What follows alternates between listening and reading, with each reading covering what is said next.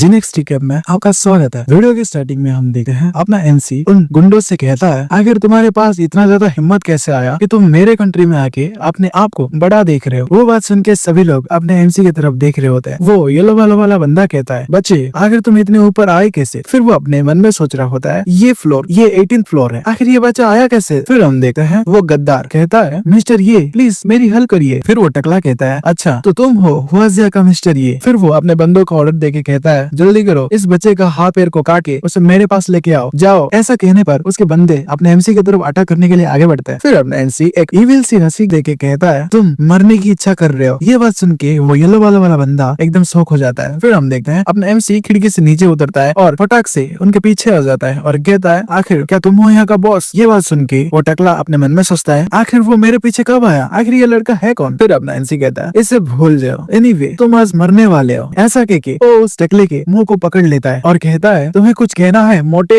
ऐसा कह के वो उसके दांत को तोड़ देता है, जिसके वजह से उस बंदे के मुंह से खून निकलने लगता है और वो दर्द के मारे नीचे गिर जाता है। वो येलो वाला बंदा ये देख के बहुत ज्यादा गुस्सा हो जाता है और कहता है, सभी लोग केयरफुल रहो, ये लड़का एक एंशिएंट वॉरियर है। लेकिन हम देखते हैं उसके सारे गुंडे अपने एमसी पे अटैक करने के लिए आगे बढ़ते हैं, लेकिन अपना एमसी उस टकले के हाथ को पकड़ता है और उसके साथ सभी को धोबी पुछाड़ देता है। वो येलो वाला बंदा अपने मन में सोचता है, उसने बस एक हाथ से मिस्टर यूहेरो को पकड़ लिया जो कि 300 केजी के है, ये तो ग्रेट है। सके के वो एक इविल सा स्माइल देता है और अपने मन में सोचता है, मैं हुआजिया में बहुत लंबे समय से हूँ और मैं जितने भी मार्शल आर्टिस्ट से मिला हूँ उस सभी एमेचर्स थे। मैंने सुना तो था कि ग्रैंड मास्टर्स बहुत ज्यादा पावरफुल होते हैं, लेकिन मैंने कभी उनसे मिला नहीं था। लेकिन ये पर्सन ये उन एमेचर्स से अलग ही है, ये एक ग्रैंड मास्टर है हुआजिया का, इसमें कोई शक नहीं है। फिर वो येलो वाला बंदा कहता है, मिस्टर ये मेरे सबऑर्डिनेट आपके मैच नहीं है। मेरे कंट्री में मैं एक अच्छा स्वॉर्डमैन हूँ और आपका स्ट्रेंथ मेरी आंखों को खोल दिया है, तो मैं आपको रेस्पेक्ट पे करना चाहता हूँ और इसीलिए मैं खुद ही आपको हेल्प में भेज दूंगा। ये बात सुन के अपना एमसी क्रीपी से स्माइल करके कहता है, बकवास करना बंद करो, तुम्ही ने मेरे फॉर्मूला चुराया है और मेरे बंदों को मारा है। ये बात सुन के वो येलो वाला बंदा कहता है, मिस्टर कावासाकी उन सबको मार दिए। आफ्टर ऑल वो बहुत ज्यादा इंटरेस्टेड थे कि आपके बंदे दर्द को कितना ज्यादा झेल सके, लेकिन मैं आपको उसे नहीं सौंपने वाला क्योंकि मैं खुद ही तुम्हें मार दूंगा। ऐसा वो कह ही रहा होता है, लेकिन अपना एमसी उसके सर पे एक लात मारता है। वो बंदा शौक हो जाता है और कहता है, फिर अपना एमसी कहता है,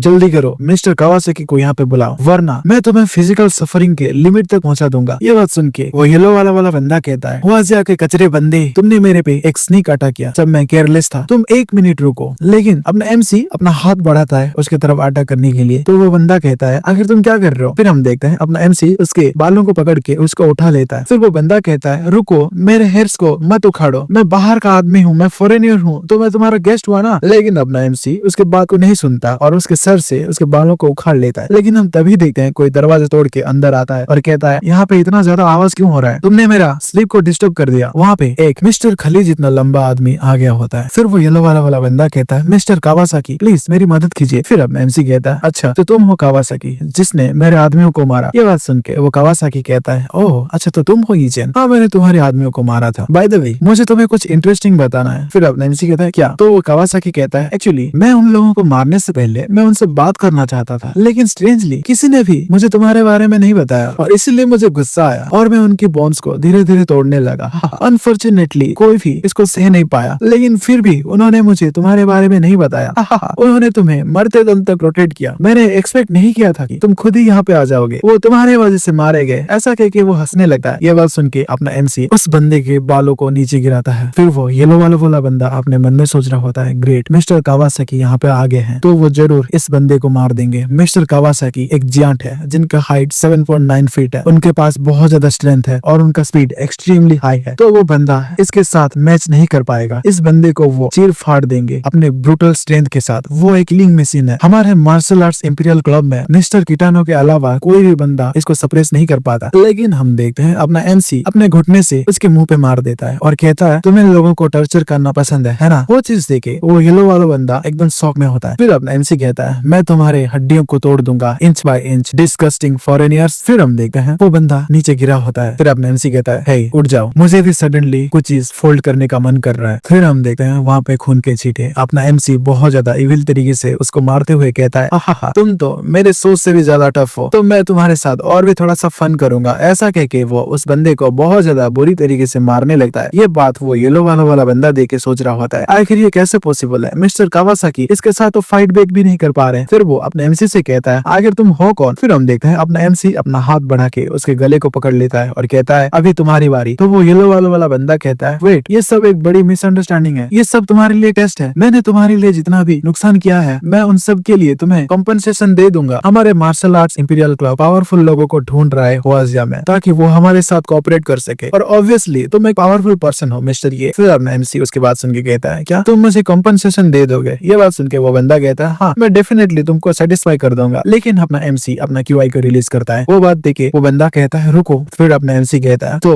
तुम अपने लाइफ से मुझे कॉम्पनसेशन पे करो। ऐसा कह के वो उसके गले को खत्म कर देता है। तो वो बंदा वहीं पे नीचे गिर के मर जाता है। ये चीज देख के वो गद्दार अपने मन में सोचता है वो सभी लोग मारे गए, उनके पास इतना ज्यादा स्ट्रेंथ था फिर भी वो अपने आप को बचा नहीं पाए, क्या इसी वजह से सन हाइवा उसकी बात सुनता है। फिर अपना एमसी उस बंदे से कहता है लुई जेवन। तो वो गद्दार कहता है प्लीज मुझे माफ कर दीजिए मिस्टर ये, मैं प्रॉमिस करता हूँ मैं कंपनी के लिए हार्ड वर्क करूंगा और फ्यूचर में मैं आपकी बहुत मदद करूंगा। मैं आपके लिए फ्री में भी वर्क करूंगा। प्लीज मेरे पास एमबीए का डिग्री है तो मैं जरूर आपकी काम में आऊंगा। प्लीज मुझे मेरी गलतियों के लिए माफ कर दीजिए। फिर अपना एमसी उसको लात मारते हुए कहता है क्या मैं तुम्हें तुम्हारी गलतियों के लिए माफ कर दूं? वो इंसानों की जान तुम्हारे वजह से गए, आखिर तुम उनकी जान को वापस ला सकते हो क्या? फिर वो गद्दार कहता है मिस्टर ये प्लीज प्लीज मुझे छोड़ दीजिए। फिर अपना एमसी कहता है मेरे मारने से पहले यहाँ से दफा हो जाओ वरना तुम्हें मार दूंगा। ये बात कह के वो जाने लगता है। तो बंदा अपने घुटने में आके कहता है आपका शुक्रिया मिस्टर ये। फिर अपना एमसी कहता है तुमने मेरे ख्वाजा ग्रुप को टॉप में लेके गए लेकिन अब तुम कभी भी कमबैक नहीं कर पाओगे। तुम्हें उन सभी मरे हुए लोगों का फैमिली की बद्दुआ मिलेंगी और तुम अपनी पूरी लाइफ डिप्रेशन में गुजारोगे। फिर अपना एमसी अपने मन में सोचता है नेक्स्ट मैं ही लिंगटन को कॉल करूंगा और उसको बोलूंगा कि इस जगह को क्लीन कर ले। लेकिन हम तभी देखते हैं अपने एमसी को कुछ महसूस होता है। वो जियान फिर से उठ चुका होता है और उसके बॉडी से काले काले धुएं निकलने लगता है और वो कहता है आखिर तुम कौन हो। फिर अपना एमसी साइड में मुड़ के देखता है और कहता है आखिर ये अभी तक जिंदा कैसे है। फिर वो जायंट कहता है वो सभी लोग मारे गए। फिर अपना एमसी मन में सोच रहा होता है नहीं अभी ये जिंदा नहीं है। फिर हम देखते हैं मिस्टर किटानो का शैडो उस कावासाकी के बॉडी में एंटर कर चुका होता है। वो शैडो कहता है क्या तुम्हें पता है अगर तुम हमारे मार्शल आर्ट्स इंपीरियल क्लब के अगेंस्ट जाओगे तो तुम्हारे साथ क्या होगा। फिर अपना एमसी अपने मन में सोचता है कोई बंदा दूर से इसके बॉडी को कंट्रोल कर रहा है और मुझसे बात करने की कोशिश कर रहा है। फिर अपना एमसी उससे कहता है आखिर तुम कौन हो और ये तुम्हारा मार्शल आर्ट्स इंपीरियल क्लब आखिर ये है क्या। फिर अपना एमसी अपने मन में सोचता है मैंने ये एक्सपेक्ट नहीं किया था कि इनके कंट्री में इतना ज्यादा सीक्रेट टेक्निक्स होगा लेकिन ये सही समय है। मैं चिंता कर रहा था कि मैं इसके बॉस को कैसे फाइंड करूंगा। फिर वो किटानो कहता है मैं मिस्टर किटानो हूँ और मैं मार्शल आर्ट्स इंपीरियल क्लब का लीडर हूँ तो तुम मुझे अपना नाम बताओ बच्चे। फिर अपना एमसी कहता है अरे चादर मोद मेरा नाम है ई चैन। ऐसा कह के वो अपने क्यूआई से उसके ऊपर हमला कर देता है। ये चीज देखे वो किटानो बहुत ज्यादा गुस्सा हो जाता है और कहता है तुम कमीने बच्चे। हम देखते हैं अपना एमसी उसके शैडो को डिस्ट्रॉय कर देता है और कहता है मैं बस एक ही बार कहूंगा अगर तुम दोबारा हमारे हुआजिया के लोगों पे हाथ डालोगे तो मैं तुम्हें 6 फुट नीचे गाड़ दूंगा और अगर तुम मुझे कहीं पे दिख भी जाओ तो भी मैं तुम सबको खत्म कर दूंगा। फिर सीन शिफ्ट होता है। हम देखते हैं इंपीरियल क्लब में मिस्टर किटानो को अपने एमसी ने जब उसके शैडो को डिस्ट्रॉय कर दिया होता है तो उसकी ब्लैक ग्लास उस पे पड़ी होती है जिसके वजह से वो खून थूकने लगते हैं। उसके बंदे घबरा रहे होते हैं। वो कहते हैं मिस्टर किटानो आखिर आपके साथ क्या गलत है। मिस्टर किटानो अपने दांत को काटते हुए कहता है ही चैन तुम्हें तुम्हारी एरोगेंस के लिए प्राइस पे करना पड़ेगा। फिर सीन शिफ्ट होता है। हम देखते हैं टियानजिंग ग्रुप है वहाँ पे खून से लथपथ फॉर्मूलाज को अपना एमसी लाया होता है और कहता है मैंने इस बार इस अटा के साथ डील कर लिया है, तुम लोगों को अभी कुछ कहना है क्या। तो सभी लोग बात कर रहे होते हैं। इतने ज्यादा कम समय में मिस्टर यी ने इन फाइल्स को वापस ला दिया लेकिन इन फाइल्स में ये ब्लड क्या कर रहे हैं, आखिर इन्होंने ये कैसे किया। फिर अपने एमसी कहता है फ्यूचर में जो भी मेरे साथ काम करना नहीं चाहेगा तो वो कभी भी टियानजिंग ग्रुप को छोड़ के जा सकता है। फिर अपना एमसी अपना क्यूआई को रिलीज करके कहता है लेकिन अगर कोई भी मुझे धोखा देने की कोशिश करेगा तो मैं प्रॉमिस करता हूँ मैं बहुत ही ज्यादा गंदी तरीके से उसको मारूंगा। ये बात सुन के सभी लोग कहते हैं यस मिस्टर यी। फिर सीन शिफ्ट होता है। हम देखते हैं ईचिन के विला में वहाँ पे मिस सनी कहती है क्या तुम अभी भी गुस्सा हो, अभी तुम घर पे आ गए हो तो ऑफिस का काम थोड़ा सा भूल जाओ। फिर अपना एमसी कहता है मैं सच में बहुत ज्यादा पछता रहा हूँ, अगर मैं लोगों को स्ट्रिक्टली सिलेक्ट करता तो ये इतना बड़ा ट्रेजेडी कभी नहीं घटता। फिर मिस सनी अपने एमसी के गालों को पकड़ लेती है और कहती है तुम्हें इतना ज्यादा अपसेट होने की जरूरत नहीं है, तुम मेरे तरफ देखो और बताओ क्या तुम्हें अभी बेटर फील हो रहा है। फिर अपना एमसी कहता है नहीं मुझे और भी ज्यादा अच्छा फील करना है। फिर हम देखते हैं सोफे पे उनका कपड़ा पड़ा होता है और सीढ़ियों में उनके कपड़े सारे पड़े होते हैं और उन लोगों के बीच में सिस्टम हो चुका होता है। फिर अपना एमसी कहता है क्या तुम्हें अभी भी दर्द हो रहा है। ये बात सुन के मिस सानी शर्माते हुए कहती है जब तुमने मेरे साथ अच्छे से किया उसके बाद ये दर्द नहीं हो रहा। उसके बाद सुन के फिर अपना एमसी कहता है तो बढ़िया है, अगली बारी से तुम खुद मत करना, मैं फ्यूचर में ये सब अच्छे से करूंगा और ये थोड़ा और लंबे समय तक चलेगा। ये बात सुन के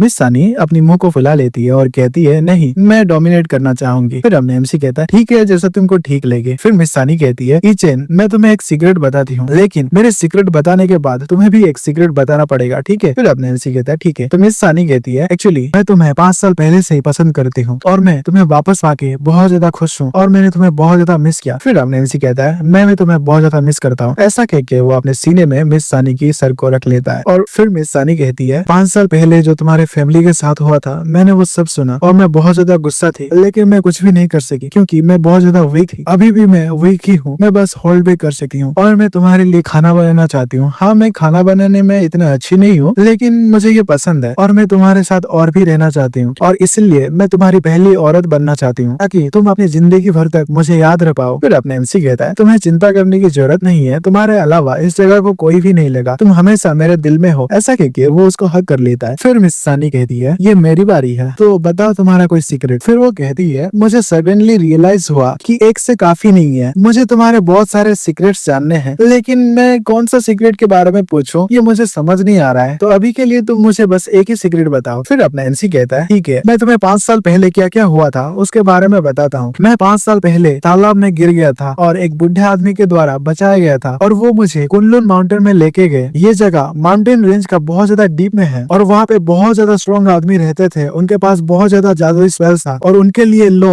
मतलब कुछ भी नहीं था। वहाँ पे बस जंगल का कानून चलता था। मैंने वहाँ पे बहुत ज्यादा डिफिकल्ट से 5 साल बिताए और ये मेरे लिए अच्छा था। फिर मिस सानी कहती है क्या तुम मुझे फ्यूचर में वहाँ पे लेके चलोगे? मैं भी देखना चाहती हूँ कि तुम किस जगह पे रहते थे। उसके बाद सुन के अपना ईचेन कहता है ऐसा कह के वो अपने मन में सोचता है कुनलुन माउंटेन बहुत ज्यादा डेंजरस जगह है, मैंने वहाँ पे हार्डली मेरे अपने आप को प्रोटेक्ट किया और मैं वहाँ पे किसी दूसरे इंसान को कैसे ले जा सकता हूँ। लेकिन ये पहले की बात है, अभी मेरे पास रीइंकार्नेशन सिमेट्री है जिसमें कि 100 एंशिएंट मास्टर्स है जो मेरे पीछे खड़े हैं, तो मुझे डर किस बात का है। ये बात सोच के फिर वो मिस सानी से कहता है ओके, जब टाइम आएगा तब मैं तुम्हें वहाँ पे घुमाने के लिए लेके जाऊंगा। ये बात सुन के मिस सानी कहती है ग्रेट, और इसके रिवार्ड में चलो फिर से करते हैं। फिर सीन शिफ्ट होता है, हम देखते हैं जंगनन मार्शल आर्ट्स एसोसिएशन। वहाँ पे वो प्रेसिडेंट बैठा होता है और वहाँ के बंदे बैठे होते हैं और वहाँ पे एकदम साइलेंट होता है। फिर वो प्रेसिडेंट अपना मुंह खोलते हैं और कहते हैं आखिर वान जिंगफू का डेथ कैसे हुआ, उसके लिए कौन रेस्पॉन्सिबल है, और हमने सीक्रेटली जिस मार्शल आर्ट्स के मास्टर को भेजा था आखिर वो कहाँ गया। फिर हमें प्रेसिडेंट का इंट्रोडक्शन दिया जाता है, उनका नाम होता है टांग आओ। वो जंगनन मार्शल आर्ट्स एसोसिएशन के प्रेसिडेंट है और टांग फैमिली के हेड है और वो हुआजिया ग्रैंड मास्टर लिस्ट में 189 पोजीशन में है। उनकी बात सुन के सभी लोग पसीने पसीने में टेंशन ले रहे होते हैं। फिर वो प्रेसिडेंट गुस्से में कहता है सभी लोग क्या बहरे हो गए हो क्या कोई भी इसके लिए रेस्पॉन्सिबल नहीं है क्या ये मेरा फॉल्ट है। ये बात सुन के उनमें से एक टकला बंदा उठ के कहता है मिस्टर टांग, जो भी इस चीजों के लिए रेस्पॉन्सिबल है उसका नाम है ईचेन। मैंने मार्शल आर्ट एरिना को इन्वेस्टिगेट किया लेकिन हमें स्पेसिफिक सिचुएशन के बारे में कुछ पता नहीं चला, लेकिन हमें इस ईचेन के साथ कुछ ना कुछ तो करना पड़ेगा। ये बात सुन के वो प्रेसिडेंट कहता है हाँ यही पॉइंट है। ईचेन जो कि वो ई फैमिली का लूजर था, उसको कहीं से मार्शल आर्ट का स्किल मिल गया और वो सेंट रेलो में पहुंच गया, और मैं इससे ज्यादा सरप्राइज हूँ कि उसने चेन युआनली को मार दिया और जियान बागु को मार दिया, लेकिन उसने युआन चिंगफू को मारा कैसे, ये क्या पॉसिबल है। उनके बात सुन के वो बंदा कहता है हाँ हमारे पास बहुत सारे सवाल है। मैंने सुना था कि लोगों ने कहा कि युआन चिंगफू एक्सप्लोड हो गया था और ऐसा लग रहा था कि ये चेन पॉजेस्ट हो गया है और इसके साथ साथ मार्शल आर्ट्स एरिना भी एक्सप्लोड हो गया था। ये बात सुन के वो प्रेसिडेंट अपने टेबल में हाथ मारते हैं और कहते हैं क्या एक्सप्लोड हो गया। युआन चिंगफू हमारा वाइस प्रेसिडेंट था और उसका फ्यूचर ब्राइट था, आखिर वो अपने आप को एक्सप्लोर क्यों करेगा, वो भी एक लूजर के लिए। और जियांग लोजन वो तो छुपा पड़ा था ना उसमें, तो वो कैसे मारा। ये बात सुन के वो बंदा कहता है ये एक्सप्लेन करना थोड़ा सा हार्ड है। हमने बहुत लोगों को इंटरोगेट किया और उन्होंने बस एक ही बात बताया और कोई भी झूठ नहीं बोला, और उन्होंने कहा कि उनको कुछ भी याद नहीं है और सभी लोग बहुत ज्यादा कंफ्यूज थे। ये बात सुन के वो प्रेसिडेंट एकदम सीरियस हो जाता है। हमें उन तीनों की आइडेंटिटी बताया जाता है, एक का नाम होता है मा वेइकेई और दूसरा होता है सु वन सिउ और तीसरा होता है कुइजेन। फिर प्रेसिडेंट कहता है तुम तीनों हमारे एसोसिएशन में स्ट्रॉन्गेस्ट हो और तुम में से दोनों वाइस प्रेसिडेंट हो, और इसलिए मैं तुम्हें ऑर्डर देता हूँ कि तुम जियांगचेंग सिटी जाओ और जियांगफू का डेथ को इन्वेस्टिगेट करो और कोई भी साइन को इग्नोर मत करो। अगर तुम्हें कोई भी क्लू मिला तो ईचेन को पकड़ो और मेरे पास लेके आओ, उसका जरूर इसमें हाथ होगा। अगर कोई हाथ भी नहीं होगा तो भी मैं उस लूजर को मार दूंगा बिना किसी एविडेंस के, क्योंकि अब ऐसे ही अपना वाइस प्रेसिडेंट को खो नहीं सकते। वो बात सुन के वो सभी लोग कहते हैं यस मिस्टर टांग। फिर सीन शिफ्ट होता है, हम देखते हैं जियांगचेंग सिटी का ड्रैगन सोल हिट स्क्वाड का बेस। वहाँ पे ड्रैगन सोल हिट स्क्वाड के बंदे प्रैक्टिस कर रहे होते हैं। वहाँ पे सोल्जर और ईचेन आगे होते हैं। अपना ईचेन कहता है इंकिंग कल के तुम्हारे मदद के लिए बहुत बहुत शुक्रिया। फिर सोल्जर कहता है ये मेरा प्लेजर था मिस्टर ये। फिर अपना एमसी कहता है आखिर तुमने कॉल करके मुझे यहाँ पे क्यों बुलाया। तो वो सोल्जर कहता है चीफ आपको देखना चाहते हैं, हम यहाँ पे पहुँच गए हैं। हम देखते हैं वहाँ पे पे चीफ खड़े होते हैं। फिर वो चीफ कहता है ईचन तुम यहाँ पे आ गए, क्या तुम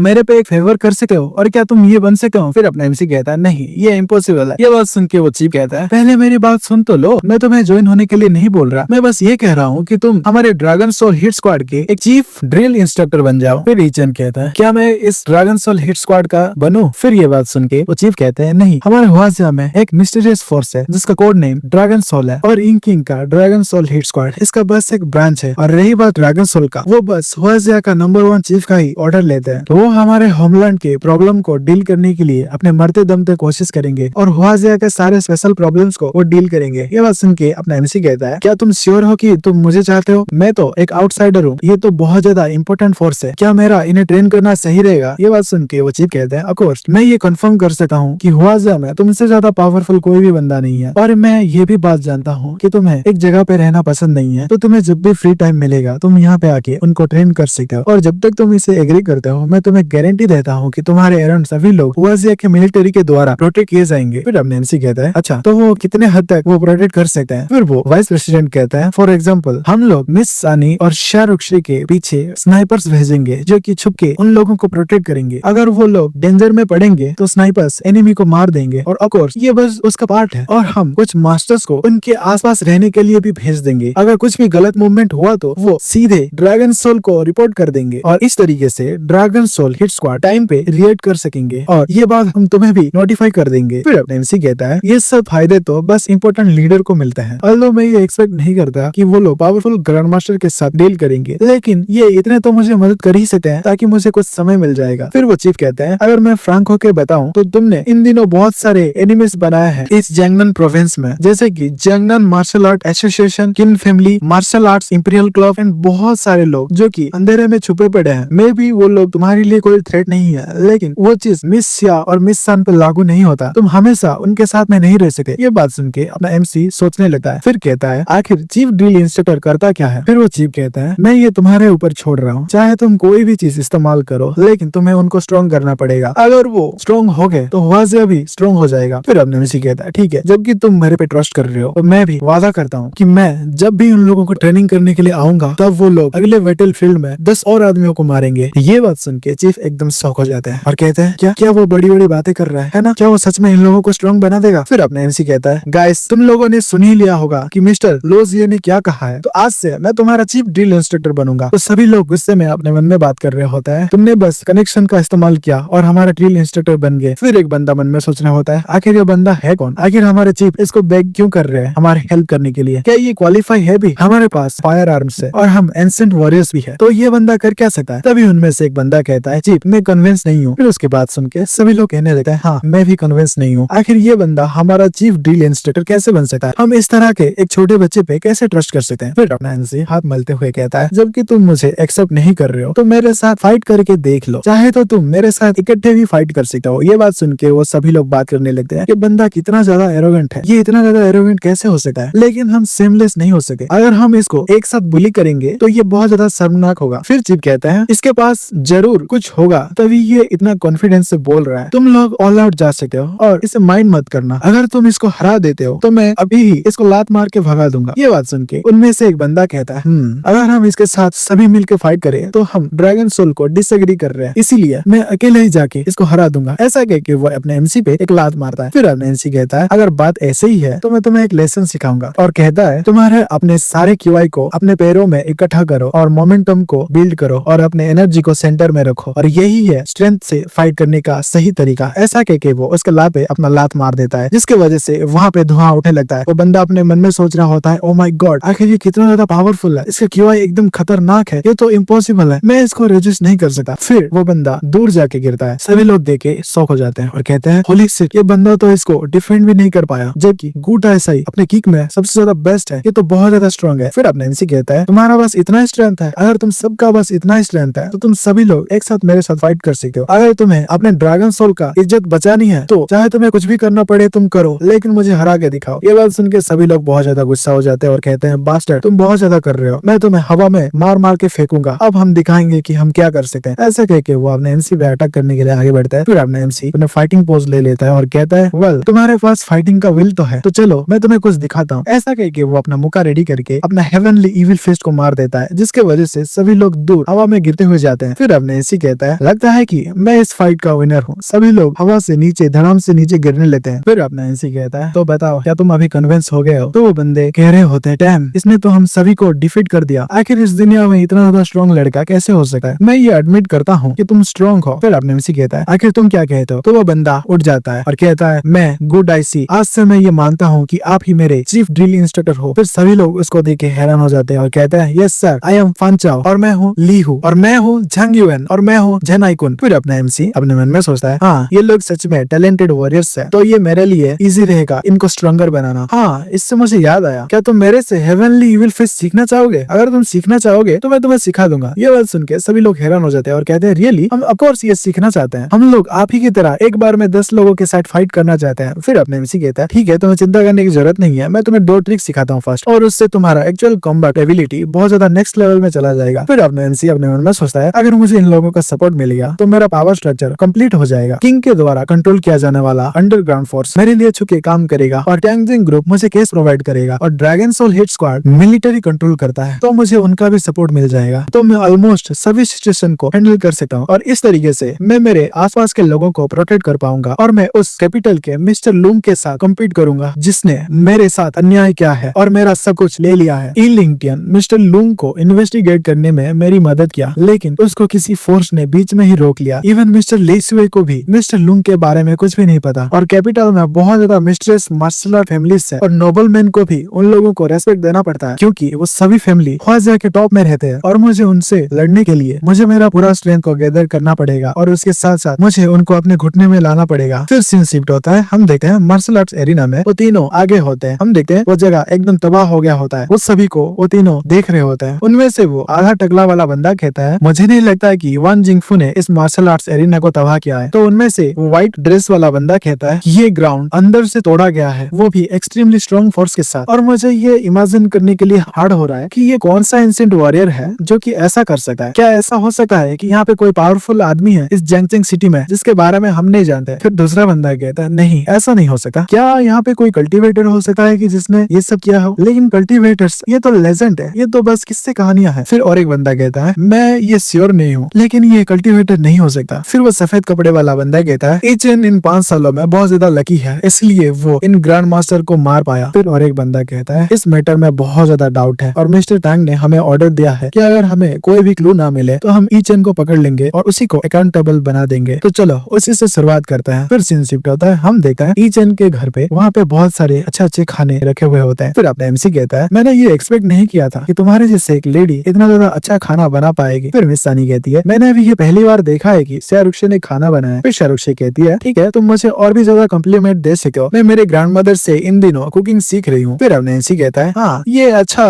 टेस्ट कर रहा है, और मुझे ये इमेजिन करने में हार्ड हो रहा है कि इसे तुमने बनाया है। फिर अब मिस शाहरुख कहती है, क्या तुम मुझे डाउट कर रहे हो? फिर सानी कहती है, ईचेन आखिर तुम कल रात को कहाँ पे थे? फिर अब नैन्सी कहता है, मैं बाहर कहीं पे गया था किसी इंसान को एक फेवर करने के लिए, मैं बाद में यूहेंग के पास जाऊंगा, क्या तुम मेरे साथ आओगे? ये बात सुन के मिस सानी कहती है, नहीं अभी मेरा शाहरुख के साथ अपॉइंटमेंट है शॉपिंग करने के लिए, तो मैं भी नेक्स्ट टाइम मैं तुम्हारे साथ आऊंगी। फिर शाहरुख कहती है, हाँ मैं बहुत दिनों से यहाँ पे आना चाहती थी, तो प्लीज मुझे अकेले छोड़ के मत जाओ सानी। फिर उनकी बात सुन के अपना एमसी कहता है, ओके हमारे पास बाद में बहुत ज्यादा अपॉर्चुनिटीज होंगे, तो अभी के लिए मैं तुमको छोड़ के जा रहा हूँ, तुम लोग अकेले एंजॉय कर लो। फिर वो बाहर आ जाता है और देखे अपने मन में सोचता है, क्या मेरे घर के सामने एक कार है? इसे तो मैंने कभी नहीं देखा। फिर वहाँ पे देखते हैं, वहाँ पे ड्रैगन सोल हिट स्क्वाड का एक बंदा होता है, वो अपने एमसी को सैल्यूट करके कहता है, हेलो सर, क्या आप बाहर जा रहे हो? फिर अपना एमसी अपने मन में सोचता है, हाँ ये बंदा, ये तो मुझे याद है, हाँ शायद ये जरूर लोस से का ही काम होगा, उसी ने इसे भेजा है, वो कितना थॉटफुल है यार। फिर अपना एमसी कहता है, मैं जंगबे यूनिवर्सिटी में जा रहा हूँ, और तुम मुझे चीफ ड्रिल इंस्ट्रक्टर बुला के मेरा आइडेंटिटी को एक्सपोज मत करो, तुम मुझे मिस्टर ये या फिर ईचेन बुला सको। फिर ये बात सुन के वो फौजी कहता है, यस सर। फिर सीन शिफ्ट होता है, हम देखते हैं जंगबे यूनिवर्सिटी में अपना एमसी आ गया होता है, वहाँ पे वो मिस्टर वेन का लड़का कहता है, चेन जो चीज तुमने मुझे दिया था वो ऑसम था, अभी मैं फर्स्ट लेवल में पहुंच गया हूँ और मेरे पास बहुत सारे पावर आ गया है। हम देखते हैं ये बंदा थोड़ा सा अजीब ही हरकत कर रहा है, भाई मुझे तो थोड़ा सा वो वाला लगता है ये लड़का। फिर अपने एमसी उसके बाद सुन के कहता है, हाँ भाई मैं भी देख पा रहा हूँ। आप लोगों को क्या लगता है, क्या ये लड़का थोड़ा सा उस टाइप का नहीं लगता है क्या, जो कि फालतू हरकतें करते हैं? आप लोग मुझे कमेंट सेक्शन में जरूर बताइएगा। तो मैं मिलता हूँ आपको अगले वीडियो में, तब तक के लिए बाय बाय।